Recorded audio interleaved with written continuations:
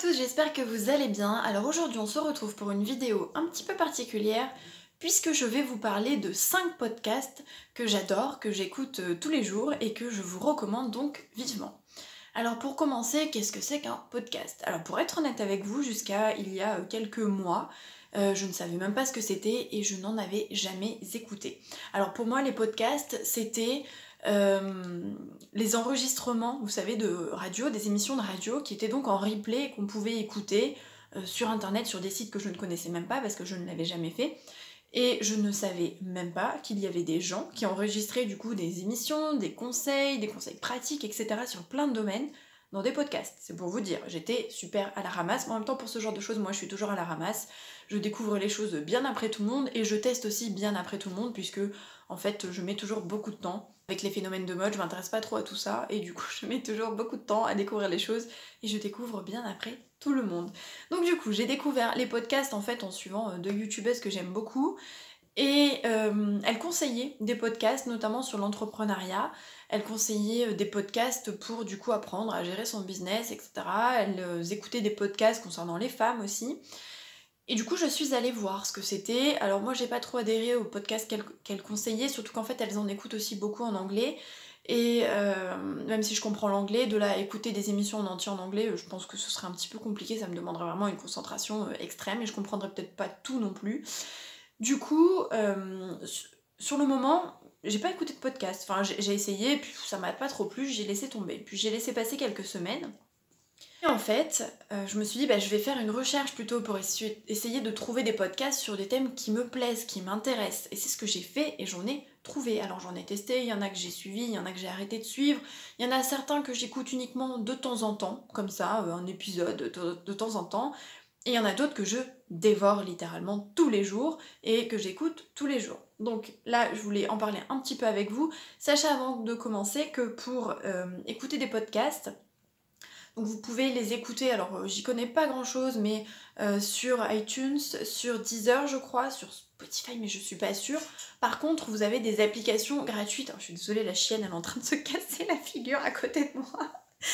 Voilà, dis bonjour à la caméra. Bonjour. Bref, alors pour en venir à mes 5 podcasts, alors sachez qu'il y en a 2 qui sont axés développement personnel, un troisième qui est développement personnel, business, un peu les deux, et les 2 derniers sont dédiés à l'écriture, donc je pense que ça pourra aussi vous intéresser. Vous savez que ce sont les thèmes qui m'intéressent forcément, donc j'écoute des podcasts dans ces domaines-là. Quand est-ce que j'écoute mes podcasts? Honnêtement, je les écoute dans la voiture. Puis je les écoute pas le matin. Les matins, j'aime bien avoir ma petite émission de radio, rigoler, voilà, me réveiller doucement. Par contre, le soir, les podcasts, c'est l'idéal. Donc tous les soirs, en rentrant maintenant, je n'écoute plus la radio, je n'écoute plus la musique, je ne mets que des podcasts. Et vous pouvez écouter les podcasts en faisant la cuisine, en faisant votre sport, en faisant la lessive. L'avantage, c'est qu'on n'a pas besoin de regarder. Donc on peut écouter quand on veut et où on veut. Vous pouvez mettre un casque, des écouteurs ou mettre juste le haut-parleur sur le téléphone, c'est parfait. Enfin, vraiment, vous pouvez écouter tout le temps, vous pouvez écouter quand vous voulez, c'est vraiment super pratique. Alors on en vient à mes 5 podcasts favoris. Alors le premier podcast, il s'appelle Find Yourself. Il n'y a pas beaucoup d'épisodes, il y en a 8. Et ils ont aussi un compte Instagram et une chaîne YouTube. Alors moi j'ai dévoré les épisodes, vraiment j'ai adoré. Par contre là ils en mettent pas souvent, hein. Autant dans les autres podcasts c'est régulier, c'est toutes les semaines, autant là c'était pas le cas. Donc je vais vous mettre les titres, quelques exemples en screen. J'ai adoré, vraiment, c'est vraiment un podcast qui m'a beaucoup plu, qui est totalement axé développement personnel, hein, d'où son nom, et il y a vraiment des pistes, des idées, des astuces pour aller mieux, pour développer sa vie, pour améliorer son quotidien, donc je vous le conseille vivement. Il faut savoir aussi que c'est une association à but non lucratif, donc en fait qui se propose d'aider les femmes, de les coacher, de les aider à entreprendre, donc il y a vraiment beaucoup de choses derrière, donc c'est peut-être pour ça aussi que le podcast est peut-être pas si développé. Je pense qu'il y a d'autres choses derrière qu'on ne voit pas.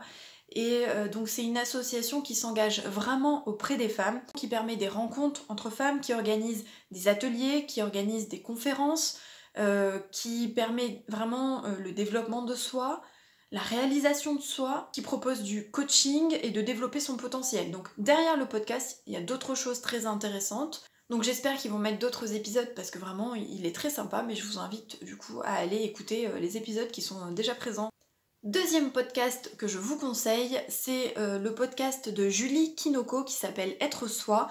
Alors Julie Kinoko, c'est axé développement personnel mais pas que, c'est aussi axé très business. Et du coup elle est coach et elle propose de coacher les gens pour pouvoir lancer leur podcast. Elle s'est vraiment axée, donc elle explique dans ses podcasts qu'au début elle faisait un peu plus de choses et que finalement elle a axé son coaching sur des choses très précises. C'est un podcast qui existe depuis 2017 et qui permet, selon ses termes, d'entreprendre et de façonner sa vie. Donc on est vraiment axé développement personnel mais business. Et voilà, comment utiliser les réseaux sociaux, comment développer son podcast, pourquoi lancer son podcast, voilà, ce genre de choses. Mais il y a vraiment des podcasts très intéressants, donc à vous de piocher aussi, hein. Forcément tous les thèmes ne vous intéresseront pas, mais il y a des choses très très intéressantes qui pourront peut-être vous servir. Aujourd'hui il y a 96 épisodes, donc il y a de quoi faire.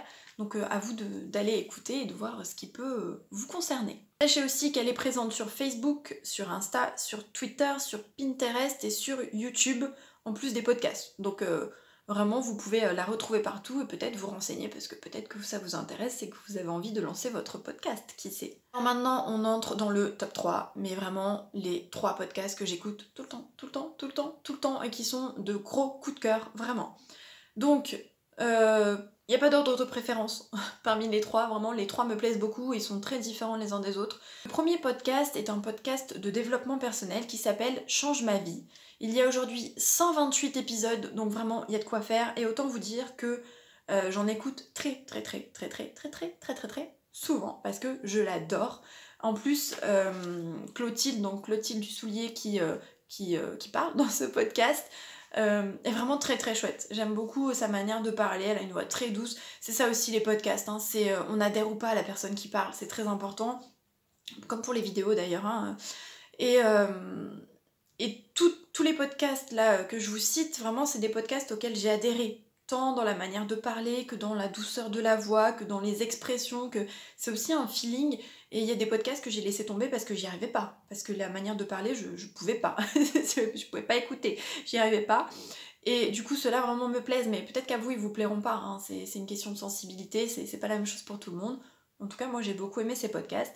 Et donc, du coup, Change ma vie est un podcast absolument fabuleux pour le développement personnel. Je vous le recommande 10 milliards de fois. Je l'adore, ce podcast. J'ai déjà écouté pas mal d'épisodes, mais voilà, il y en a beaucoup, donc je peux pas écouter que ça non plus, hein. J'aime bien changer, moi. J'alterne avec l'écriture, en fait, avec les podcasts sur l'écriture. Mais vraiment, il est passionnant.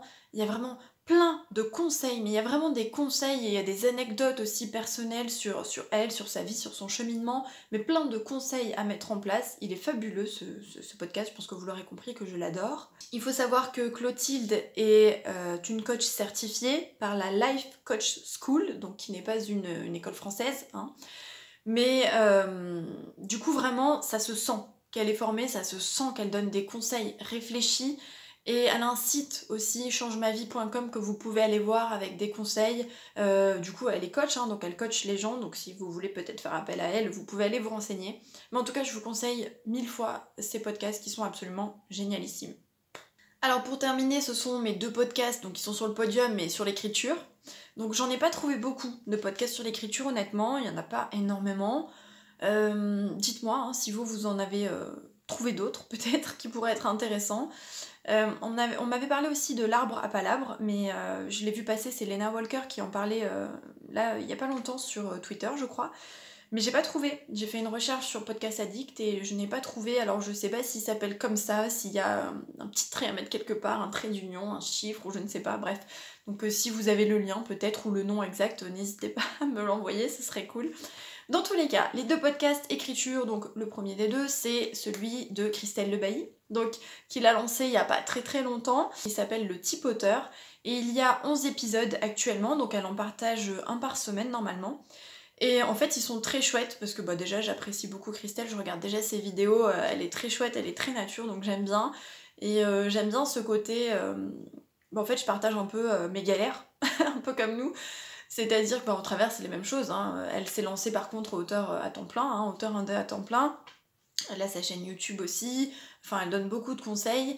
Et je pense que c'est aussi ce qui m'a motivée quelque part à me lancer, même s'il y a d'autres chaînes YouTube que j'aime bien et que je suis maintenant, mais c'est vrai que ça m'a donné envie de partager, parce que je partage son état d'esprit au sens où, je vous l'ai déjà dit dans les premières vidéos, donc je vais pas m'étaler, mais quand j'ai commencé, j'ai suivi les conseils d'auteurs qui étaient déjà bien installés, comme Nathalie Bagadé par exemple, ou Samantha Bailly, et c'est vrai que c'est plus facile quand on voit que d'autres ont traversé ce qu'on traverse, et ça nous permet d'avancer plus sereinement.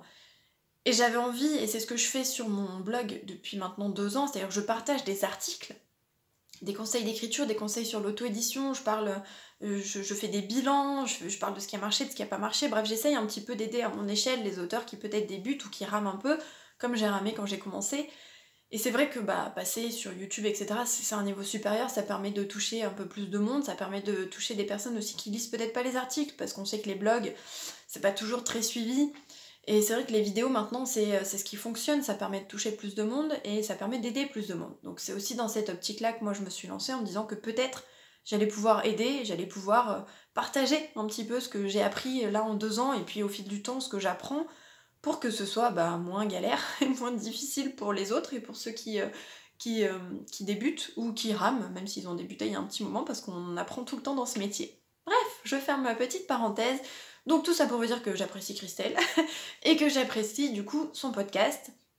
Donc elle parle de thèmes liés à l'écriture, évidemment, qui des fois peuvent être aussi liés un petit peu au développement personnel, parce que par exemple, son dernier podcast était sur la procrastination, et c'est vrai que c'est un peu développement personnel, mais ça peut toucher l'écriture aussi, évidemment. Donc voilà, elle donne des conseils aux auteurs, elle donne des conseils que vous pouvez appliquer donc au quotidien, soit dans l'écriture, soit pour l'auto-édition, parce qu'elle est aussi auto-éditée. Elle a un site internet sur lequel vous pouvez aussi lire son actualité, trouver ses livres, etc. Donc christellelebaillyauteur.com. Donc elle est sur Facebook, sur Insta, sur Twitter je crois, sur YouTube et sur son site et sur les podcasts évidemment. Donc vous pouvez la retrouver un peu partout. D'ailleurs sur Insta elle propose des mémos, c'est-à-dire des vidéos courtes d'1 minute dans lesquelles elle répond à une question sur l'écriture en général, ou sur des aspects peut-être un peu plus légaux. Donc n'hésitez pas à aller voir, c'est 1 minute, ça passe vite, mais c'est toujours très chouette. Et évidemment, il y a sa chaîne YouTube avec tous ses conseils, toutes ses vidéos de conseils d'écriture, de promotion des romans, d'auto-édition, etc. Bref, donc c'est un podcast que j'écoute aussi. En général, dès qu'elle sort l'épisode, je l'écoute dans la foulée. Donc j'ai pas de retard dans les épisodes, je suis à jour. Mais en tout cas, je vous le conseille vivement si vous êtes auteur. Même si vous n'êtes pas auteur indé, si vous êtes auteur publié, il y a toujours des conseils qui peuvent servir à tous les auteurs, quel que soit notre mode de publication. Et enfin, dernier podcast que j'aime beaucoup aussi et que j'ai découvert après les autres, puisque je l'ai découvert il n'y a pas très très longtemps, mais je dévore les épisodes, c'est le podcast Devenir écrivain. Et il est génialissime, je vous assure. Alors, la personne qu'on entend le plus souvent sur ce podcast, c'est Lucie Castel, qui est une auteure éditée, donc en maison d'édition. Et du coup, elle parle aussi de ces aspects édition, contrat d'édition, maison d'édition, clause d'exclusivité, clause de préférence, agent littéraire. Il y a tous ces aspects que nous, on connaît pas très très bien, parce qu'en tant qu'auteur indé, on n'est pas forcément très formé à tout ça, à toutes les petites choses qu'il faut connaître, les petits pièges qu'il faut éviter. Et peut-être qu'un jour on vous proposera un contrat d'édition, peut-être que vous avez envie d'être éditeur maison d'édition, peut-être que vous avez envoyé votre manuscrit à des éditeurs, bref. Il y a des conseils qui peuvent vraiment vous servir, mais il y a aussi des conseils d'écriture d'une manière générale ou de promotion. Donc je vous le conseille 20 milliards de fois, c'est comme Change ma vie, c'est 2 podcasts que j'aime beaucoup. Et en fait, il y a 2 personnes qui ont créé, dont Lucie Castel, qui ont créé l'Institut des carrières littéraires. Donc, si vous voulez retrouver le site, c'est licares.com, licares.com sur internet.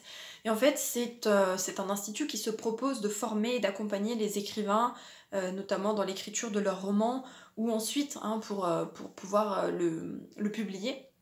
Alors, ils n'aident pas à publier en tant que tel, ils donnent des conseils et ils accompagnent les auteurs.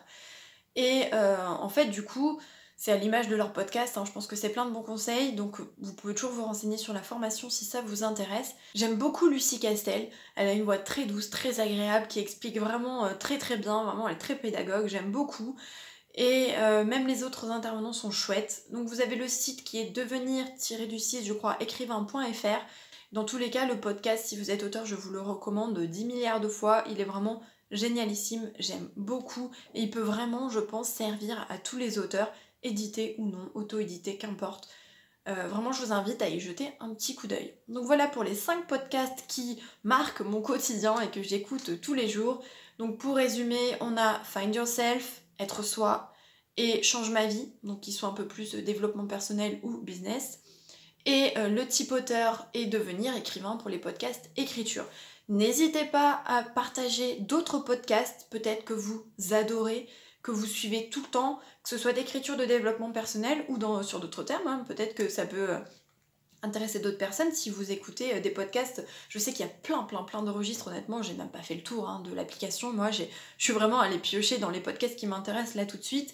Et vu que j'ai plein d'épisodes à rattraper, je suis pas allée fouiner plus loin, mais il y a vraiment plein de podcasts qui peuvent être super intéressants et je pense que c'est vraiment un moyen maintenant de se former différemment dans nos vies surchargées et qui vont à 1000 à l'heure. Les podcasts, c'est vraiment ultra pratique, donc je vous invite vraiment à vous y mettre parce que moi, les podcasts, je connaissais pas, c'était les podcasts, jamais de la vie, écouter quelqu'un qui parle, je voyais pas comment j'allais faire. Et en fait maintenant, j'adore vraiment. Je pourrais plus m'en passer, j'aime vraiment beaucoup ça. Dans d'autres podcasts que je peux vous conseiller, alors il y a des podcasts sur l'histoire si vous êtes féru d'histoire, sur les sciences, il y a des podcasts sur l'alimentation aussi, sur le rééquilibrage alimentaire, il y a Healthy Living qui est très bien, il y a Marketing Mania qui est bien, par contre les podcasts sont assez longs, hein, ils durent très longtemps, mais il y a plein de conseils, mais alors parfois c'est très technique. Honnêtement, il y a des fois où ils m'ont perdu et j'ai eu un peu de mal. Il y a Femme et ambitieuse qui est sympa, qui s'adresse du coup aux femmes qui veulent entreprendre. Il y a Métamorphose qui aussi concerne des personnes qui ont réussi et qui ont changé de vie. Bref, il y a vraiment plein de podcasts que vous pouvez trouver. Donc tapez des mots-clés, allez-y, fouinez, faites des recherches ou commencez par ce que je vous ai conseillé si ce sont des thèmes qui vous intéressent. Mais dans tous les cas, n'hésitez pas à les partager. C'est vraiment super important de partager avec les autres vos bonnes astuces et vos bons plans. Voilà pour cette vidéo. N'hésitez pas, comme d'habitude, à vous abonner, à me suivre sur les réseaux sociaux, à mettre un pouce si vous avez aimé cette vidéo. Et puis, on se retrouve la semaine prochaine pour une nouvelle vidéo. Et je vous dis à plus, écrivez bien, écoutez bien.